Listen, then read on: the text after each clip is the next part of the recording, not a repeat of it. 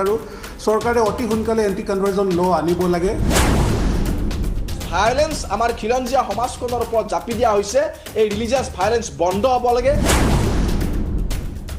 मैं अधिकृत रूप से सरकार की ओर से तो नहीं कह सकता, पर व्यक्तिगत रूप से ये जरूर कह सकता हूँ कि इस पर कठोर कानून बनने चाहिए।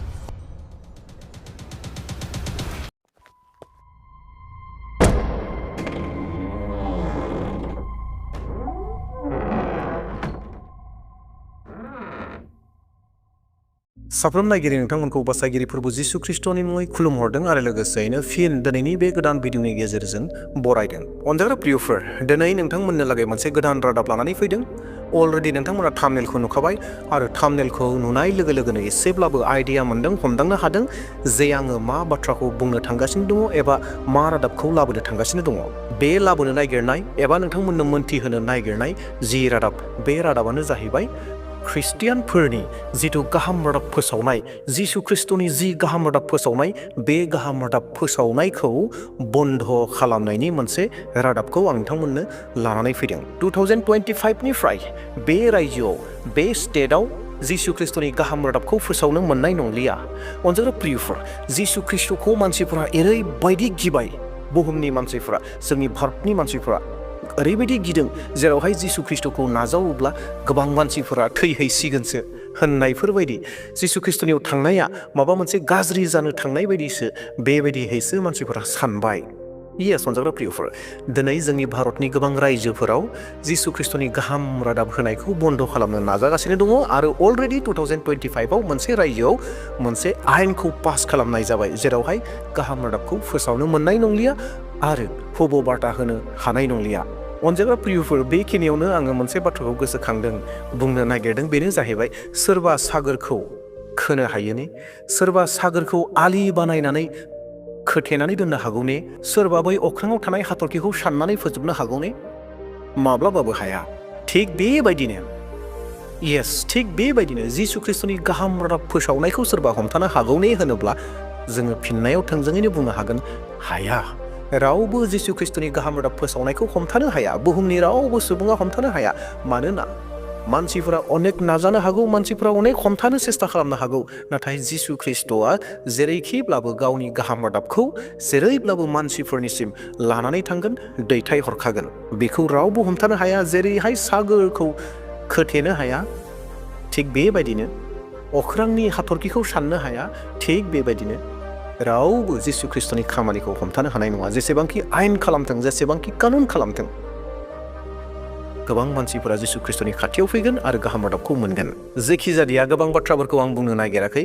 दा नोंथांमोननो जे रादाबखौ लाबोनो होननानै आङो बुंदोंमोन, बे रादाबखौ नोंथांमोननो दिन्थिनो नागिरबाय। बबे रायजोआव बे आयेना जानो थांगासिनो दङ एबा बबे रायजोआव बे आयेना जाबाय, बेखौ नोंथांमोननो बे भिडिअ क्लिपनि गेजेरजों नोंथांमोननो दिन्थिनोसै। नोंथांमोना गोसो होनानै नायदो आरो जोबनायथिं फंनैसो बुंनानै आङो फोजोबहैसिगोन।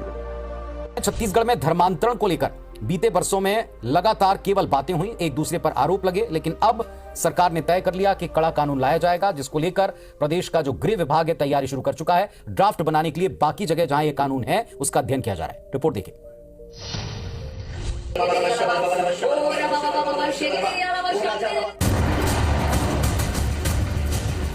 साल 2018 से 2023 के बीच कांग्रेस सरकार के वक्त विपक्ष में बैठी बीजेपी ने कई बार कांग्रेस सरकार को धर्मांतरण को संरक्षण देने के आरोप लगाकर घेरा। अब प्रदेश में साय सरकार बने 1 साल से ऊपर हो चुका है, लेकिन अभी भी धर्मांतरण के विवाद सामने आ रहे हैं। अब प्रदेश की साय सरकार धर्मांतरण को रोकने धर्म स्वातंत्र कानून लाने की तैयारी में है। इसके लिए सरकार का गृह विभाग विभिन्न राज्यों में धर्मांतरण संबंधी कानून का अध्ययन कर रहा है। जो ड्राफ्ट बनाया जा रहा है उसके प्रावधानों में धर्मांतरण करने से 60 दिन पहले व्यक्तिगत विवरण के साथ जिला मजिस्ट्रेट के पास एक फॉर्म जमा करना होगा, जिससे जिला मजिस्ट्रेट पुलिस से धर्मांतरण के आवेदन में दिए गए कारण और परिस्थितियों का वेरिफिकेशन करवाएंगे।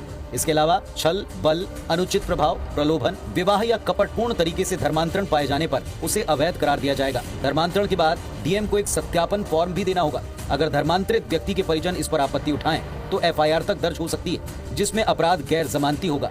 प्रावधानों में नाबालिग, महिला, एसटी, एससी सदस्यों के अवैध धर्मांतरण कराने पर 2 से 10 साल तक की सजा और जुर्माने का प्रावधान होगा। सत्ता पक्ष का दावा है कि सरकार धर्मांतरण रोकने पूरी तैयारी से कड़े प्रावधानों वाला कानून लाएगी, जिस पर तंज कसते हुए प्रदेश कांग्रेस अध्यक्ष दीपक बैज ने कहा कि अब तो प्रदेश में डबल इंजन की सरकार है, लेकिन बीजेपी साल भर से केवल नए कानून को लाने की बात ही कर रही, जमीन पर कुछ किया नहीं है। अपने जो धर्म है उस पर अडिग रहना चाहिए और धर्मांतरण एक राष्ट्र के लिए घातक है। एक आना चाहिए, मैं अधिकृत रूप से सरकार की ओर से तो नहीं कह सकता, पर व्यक्तिगत रूप से ये जरूर कह सकता हूँ कि इस पर कठोर कानून बनने चाहिए। भारतीय जनता पार्टी सिर्फ 1 साल से अभी तक बोलते जा रही है, सिर्फ मुंह में बोल रही है और अभी तक कुछ किए नहीं है, और मुख्यमंत्री के क्षेत्र में तो सबसे ज्यादा है, तो फिर कौन रोका है उनको लाने के लिए? ये सच है कि छत्तीसगढ़ में धर्मांतरण एक बड़ा मुद्दा रहा है। आदिवासी बहुल इलाकों में धर्मांतरण के बाद समाज में 2 गुट बनते दिखे, जिनमें अक्सर वर्ग संघर्ष जैसे हालात भी बने। इसे रोकने सख्त प्रावधानों वाले कानून की मांग भी होती रही है। सवाल है, क्या नया कानून धर्मांतरण रोकने में सक्षम होगा? क्या नया कानून धर्मांतरण से जुड़े मूल विवाद पर विराम लगा पाए? अनजाग्रा प्रियफोर, आसा खालामदों नोंथांमोना बे भिडिअ क्लिपखौ मोजाङै नायबाय आरो गासै बाथ्राफोरखौ रोखा रोखायै बुजिजोब्बाय। बे जाहैबाय छत्तीसगढ़ रायजोनि बाथ्रा, जेरावहाय ख्रिस्टियान सुबुंनि जि जिसु ख्रिस्टनि गाहाम रादाब, बे गाहाम रादाब फोसावनायखौ बन्द खालामनायनि मोनसे हिदान्त थामथिम खालामबाय आरो बिथांमोना आयेन मोनसे बानायबाय, कानुन बानायबाय होननानै मिडियाया मोन्थिहोदों। बेल' नङा अनजाग्रा प्रियफोर, बे रायजोआवल' बेबायदि जागोन बे नङा, जोंनि आसामावबो जोंनि आसामनि गोबां मानसिफ्रा बे बाथ्राखौ बुंगासिनो दङ जे ख्रिस्टियानफोरनि जिथु गाहाम रादाब फोसावनाय, बे फोसावनाय मिशनारिफोरा गामि गामियाव थांनाय, बेफोरबायदि गासै खामानिफोरखौ बन्द खालामनांगौ, सरकारा मोनसे आयेन खालामनांगौ होननानै आसामावबो गोबां बुंगासिनो दङ। दा बेवहाय आङो बे आसामनि बुंनाय बे बाथ्राफोरखौबो नोंथांमोननो दिन्थिनो हास्थायदों, नोंथांमोना बेखौबो नायग्रोदो। বাইলুংদা, আমি দেখিবলৈ পাইছোঁ যে বিজেপি চৰকাৰৰ দিনত এই যিটো ধৰ্মান্তকৰণৰ যিটো পৰিসংখ্যা এইটো তীব্ৰতৰ হৈছে, অতি ভয়াৱহ ৰূপ লৈছে। তেখেতসকলক আকৌ আমি ঘূৰাই দিব বিচাৰোঁ। চৰকাৰে অতি সোনকালে এণ্টি কনভাৰ্জন ল' আনিব লাগে। দ্বিতীয়তে, যিসকল মানুহ কনভাৰ্ট হৈ গৈছে তেখেতসকলক আমি শুভেচ্ছা জনাইছোঁ আৰু তেখেতসকলক অতি সোনকালে আৰ্টিকল 342(8) এমেণ্ডমেণ্ট আদি ডিলিষ্টিং কৰিব লাগে। শেষত মই আমাৰ জনজাতীয় সমাজক অনুৰোধ জনাব বিচাৰোঁ যে আপোনালোকে ধৰ্মান্তৰিত হোৱা বিষয়টোক লৈ অলপমান গুৰুত্ব সহকাৰে চিন্তা কৰাৰ প্ৰয়োজন। আপুনি ধৰ্মান্তকৰণ হৈ যোৱাৰ পিছত আপোনাৰ ভাই ককাই যেতিয়া নিজৰ ভাষা ধৰ্ম সংস্কৃতি ত্যাগ কৰে, তেনেহ'লে সেই মানুহজনৰ গাত আমাৰ জনজাতীয় কোনো ধৰণৰ অস্তিত্ব জীয়াই নাথাকে। এনেকৈ এটা এটাকৈ যদি আমাৰ মানুহবিলাক ধৰ্মান্তৰিত হৈ গৈ থাকে, এটা সময়ত আমাৰ জাতিৰ কোনো চিনাকি নাথাকিব, আইডেণ্টিটি নাথাকিব। গতিকে মই সকলোকে আকৌ অনুৰোধ জনাইছোঁ যে আমি নিজৰ ভাষা ধৰ্ম সংস্কৃতিক পৰিত্যাগ কৰিব নালাগে, আৰু কোনোবাই যদি যাব খুজিছে তেখেতসকলকো শুভেচ্ছা জনাইছোঁ, আৰু তেখেতসকলে খ্ৰীষ্টিয়ান হৈ ভাল খ্ৰীষ্টিয়ান হওক। আৰু তেখেতসকলে কিন্তু এই যিটো ডুৱেল বেনিফিটৰ কথা বাৰে বাৰে আহিছে, মাইনৰিটি আৰু ST দুটা সুবিধা যাতে গ্ৰহণ কৰিব নোৱাৰে, তাৰ কাৰণে কঠোৰ ব্যৱস্থা চৰকাৰে গ্ৰহণ কৰিব লাগে। চিজাৰে আইমে কৈছে কি কৰে মিছনাৰীসকলে, কেনেকুৱা এফেক্ট কৰে মই ক'ত কৰিব খুজিছোঁ। Societies drained of their essence, cultures trampled underfoot, institutions undermined, lands confiscated, religion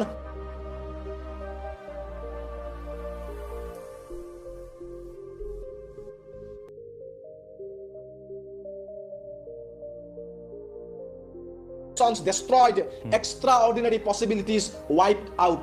So missionary আগ্ৰাসনে ইণ্ডিজিনাছ খিলঞ্জীয়া সমাজখনৰ আফ্ৰিকাতে কওক ভাৰততে কওক এইটো কাম কৰিছিলে। তেওঁলোকৰ ধৰ্ম সভ্যতা সংস্কৃতি বিনাশ কৰি এক পশ্চিমীয়া এক বিচাৰধাৰা, বস্তুবাদী বিচাৰধাৰা জাপি দিয়াৰ কাম কৰিছে। জনজাতি সমাজক প্ৰকৃতিৰ পৰা আঁতৰাই নিছে, পঞ্চভূত তত্ত্বৰ পৰা আঁতৰাই নি তেওঁলোকৰ মাৰ্কেট সংস্কৃতিয়ে আমাৰ ওপৰত জাপি দিছে। আমাৰ যি নৰৰ মাজত নাৰায়ণ দেখাৰ সংস্কৃতি তাৰ পৰা আঁতৰাই নি পেলাই কৈছে যদি তুমি খ্ৰীষ্টিয়ান নোহোৱা তুমি পাপী, you are a sinner, you can not go to heaven. এই ধৰণৰ মতাদৰ্শ জাপি দি আমাৰ ওপৰত ধৰ্মীয় হিংসা, it's a kind of religious violence. গতিকে এই ৰিলিজিয়াছ ভায়োলেন্স আমাৰ খিলঞ্জীয়া সমাজখনৰ ওপৰত জাপি দিয়া হৈছে। এই ৰিলিজিয়াছ ভায়োলেন্স বন্ধ হ'ব লাগে, আইনী প্ৰক্ৰিয়াৰে বন্ধ হ'ব লাগে, আৰু একে সময়তে কিন্তু সামাজিক সাংস্কৃতিক অনুষ্ঠানসমূহৰ মই ভাবোঁ গুৰুত্বপূৰ্ণ দায়িত্ব আছে। আৰু মোৰ বিনম্ৰ প্ৰাৰ্থনা, নিজৰ মাজত থকা দ্বন্দ্ব খৰিয়াল পাহৰি এই প্ৰত্যাহ্বান প্ৰতিহত কৰিবলৈ আপোনালোক একত্ৰিতভাৱে আগুৱাই আহক। बे जाहैबाय आसामनि बाथ्रामोन। अनजाग्रा प्रियफोर, आसामावबो बेबायदि खामानिखौ एबा बेबायदि आयेनखौ पास खालामनो नागिरगासिनो दङ, एबा गोबां रायजो राजाफोरा दाबि खालामगासिनो दङ जे आसामावबो बेबायदि जानांगौ होननानै। गिबियावनो आङो बुंदोंमोन अनजाग्रा प्रियफोर, नङा होमब्ला? बे जाहैबाय सोरबा सागरनि दैखौ बान्दो थेनो हागौ नामा? अख्राङाव थानाय हाथरखिखौ सोरबा साननो हाला, हामाखौ सोरबा दै लुनानै सागोर खालामनो हागौ नामा? रावबो हाया। थिग बेबायदिनो जिसु ख्रिस्टनि जि गाहाम रादाब जानाय, जिसु ख्रिस्टनि जि रायजो बांनाय, जों मानसिफोरा जेसेबांखि हमथानो नाजाया मानो, बुहुमनि मानसिफोरा जेसेबांखि गाज्रि साना मानो, जिसु ख्रिस्टआ जेरैब्लाबो खामानिखौ मावगोन आरो बयबो गाहाम रादाबखौ मोनथिनांगोन आरो खोनागोन। मानोना इसोरनि बोसोना जोंखौ बेखौनो फोरोंदों। बुहुमनि मोनफ्रोमबो खना, बे रुगुंनिफ्राय बै रुगुंसिम गाहाम रादाबा फोसावजानांगोन होननानै इसोरनि बोसोना जोंखौ फोरोंखादों, आरो बियो जाखागोन। मानोना बाइबेलाव लिरनाय फंफ्रोमबो बाथ्राफोरा नंखाय नङा, बियो सैथो। बे जुदि सैथोब्ला दिनै जेसेबांखि आयेन कानुनफोर बानाया मानो बे आयेन कानुना जिसु ख्रिस्ट'नि गाहाम रादाबखौ फोसावनायाव हमथानो हानाय नङा। अनजाग्रा प्रियफोर, बे भिडिअनि गेजेरजों जोङो बेखौ मोन्थिदों जे भारताव गोबां रायजोफोराव बेबायदि आयेनफोरखौ आयेनफोरखौ बानायनो थाखाय थाम-थिम खालामगासिनो दङ। केवल रायजोल' नङा, हादोर नाङैनो इन्डियायाव बानायनो थाखाय नाजागासिनो दङ। दा बेवहाय आर'ज खालामदो अनजाग्रा प्रियफोर, जों उदांस्रियै जिसु ख्रिस्ट'नि गाहाम रादाबखौ फोसावनो हायो, जिसु ख्रिस्ट'नि अननायखौ जोङो गुबुननो फोरमायनो हायो। बेनि थाखाय आर'जआव थादो। भारतनि दैदेनगिरिफोरनि थाखाय, जोंनि आसाम रायजोनि दैदेनगिरिफोरनि थाखाय जों गोसो खुसियै रंजा बाजायै जिसु ख्रिस्ट'खौ खुलुमनो मोनो। जोंनि जिसु ख्रिस्ट'खौ खुलुमनाय सिबिनायाव जेबो असुबिदा दाफैथों, बिनि थाखाय लागारबो आर'जआव थादो। दे अनजाग्रा प्रियफोर, अब्ला नोंथांमोना दिनैनि रादाबखौ मोननानै हयथ' एसेब्लाबो गोबां बाथ्राफोरखौ आइडिया मोनदों आरो माबा मोनसेब्लाबो सोलोंनो हादों। आरो सोरबा जुदि आंनि चेनेलाव गोदान फैदोंब्ला, दासिमबो जुदि साबस्क्राइब खालामाखैब्ला चेनेलखौ साबस्क्राइब खालामना लादो आरो लोगोसे मोनसे लाइक होनानै गालांदो। नोंथांनि लाइक होनाया आंखौ गोबां गोदान भिडिअ लाबोनो थाखाय थुलुंगा होयो। बेनि थाखाय लाइक होदो आरो लोगोसे शेयार खालामदो। दे अब्ला प्रियफोर, इयुननि समाव मोनसे गोदान भिडिअ लानानै फैसिगोन। दिनैनि थाखाय बेसेयावनो दोनथ'नोसै।